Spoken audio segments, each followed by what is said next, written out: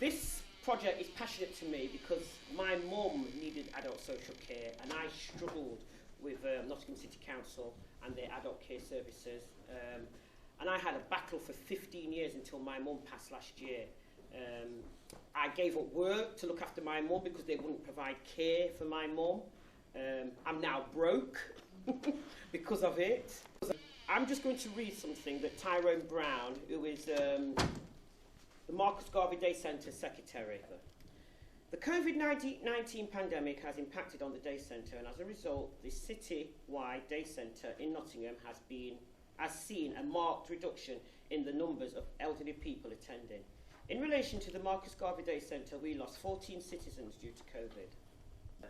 Another issue that has reduced the numbers of people attending the day centre citywide is that the assessment process that the City Council has in place, which means that before anyone can attend a day centre, they have to be assessed by the City Council in order to qualify to be able to attend a day centre. Also, quite often, even when somebody has been assessed, they are only given 1 or 2 days a week when they attend a day centre. Taking all this into account, the Marcus Garvey Day Centre is providing a service to black elders in Nottingham. The issue that is a real concern for the management committee of the day centre is that the City Council is now buying food for the elders from a takeaway on Alfreton Road. This has created complaints not only from the elders but also from the elders' relatives. The management committee of the Marcus Garvey Day Centre believes that it is a matter that needs to be addressed, and we should not forever be dependent on the local authority to deal with this problem. I just quickly introduce myself. My name is Linda Woodings, and I was elected as the councillor for Baseford Ward back in 2015. And then in November 2018, I became the portfolio holder for housing for the city. And that continued through to May this year. And from May onwards, I took over from Councillor Adele Williams, who became the deputy leader. I took over her portfolio of adult social care and public health. I've got time to take questions if anybody would like. The Marcus Garvey Day Centre. Yeah. I was told that Marcus Garvey was at capacity. I then found out that it wasn't. Mum was offered Albany House, which Mum loved. I didn't like, but Mum loved. So I allowed her to go there. Okay. But why are social workers not signposting us to the Marcus Garvey Day Centre? I don't know the answer to that. And I think we did take that away to find out why referrals were not coming through. But I know that you had a plan, didn't you, to go to the local GP service? And for the last 2 years, I've been asking for him to go to the Marcus Garvey Centre. Yeah. They do not provide a bus that goes into the Marcus Garvey Day Centre, so he can't go. Okay. And that is the problem. Why has Marcus Garvey not got a bus going into the centre when every other day centre has? Again, I will have to find that out and come back to you, and I'm sorry I can't. I live in a county, and I'm at the moment having a bit of a battle with them in relation to Mum and the Marcus Garvey Daycare facility. Is there anything that I can do via the City Council to encourage the County Council to facilitate my mum? Well, we do have links with our counterparts in the County Council. Right. So if you want to send me the details, yeah, I can get our officers to pass it on to their officers and see if we can unstick things. Okay. Whereabouts do you live? Arnold. Arnold, okay. Well, I do know the Gedling Borough councillors, so... So do I. They've been part of the problem, so... Yeah, all right. Okay.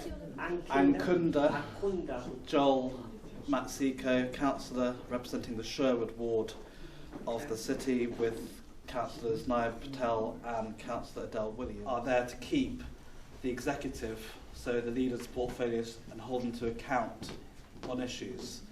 They'll come to us to group meetings. They'll want us to decide and agree with them on their strategy for, say, daycare centres or libraries or leisure centres. But as backbench, we are there to really hold them to account. And one of the key things as well is, like, when people say, oh, you're the City Council, it's like, well, we are not necessarily City Council. We are the people that have been elected to go there and represent the voices of people. Cheers. and as a consequence we work.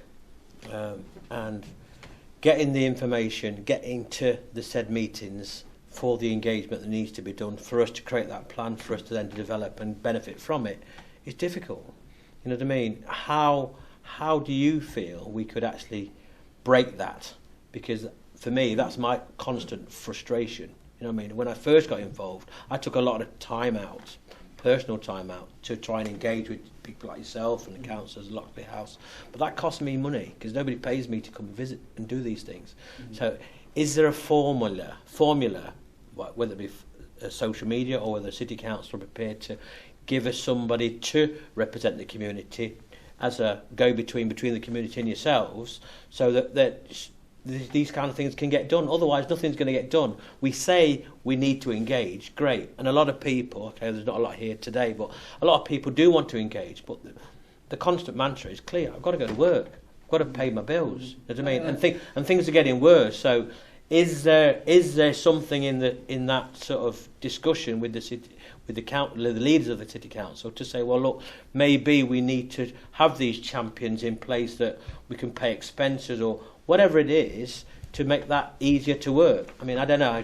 That's to support certain initiatives, set up events, and so on. So there's 5 group executive assistants, and they get an extra on their allowance to go out and do this and be in a certain area and do the actions.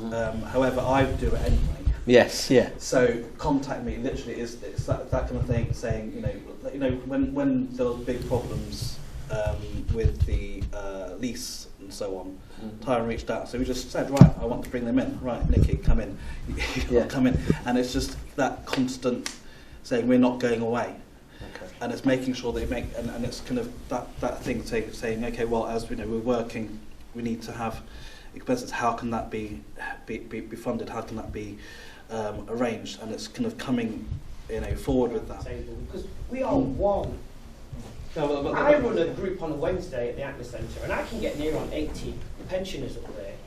I want to know what I'm doing, but the Marcus Garvey Centre is not doing. Because if you're telling me there's only, say, a handful of people going to the Marcus Garvey Day Centre, and I can get near on 80 people every Wednesday at the ACNA Centre, what is it that I'm doing that they're not doing?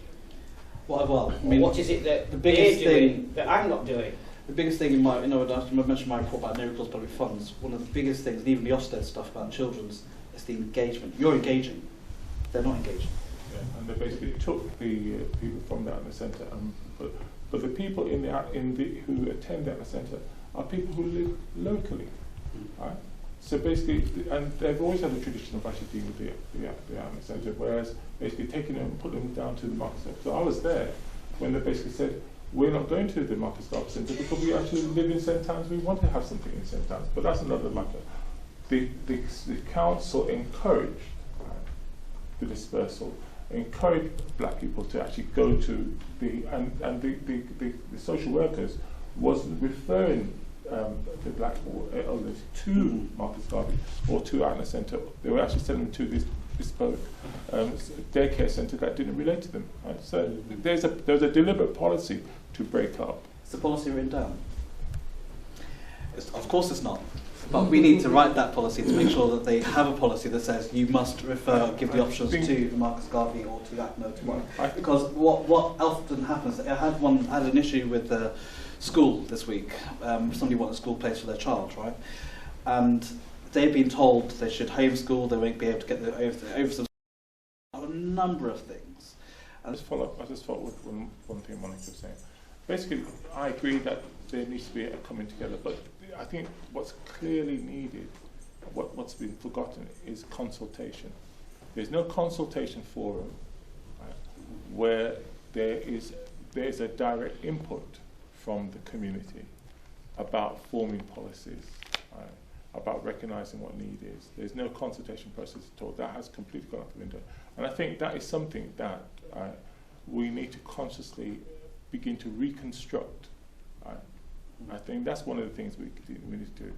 Back in the 80s, there was a clear consultation process, right? And there was a clear relationship with the City Council. But the issue basically is, right, City Council is no longer the key funder.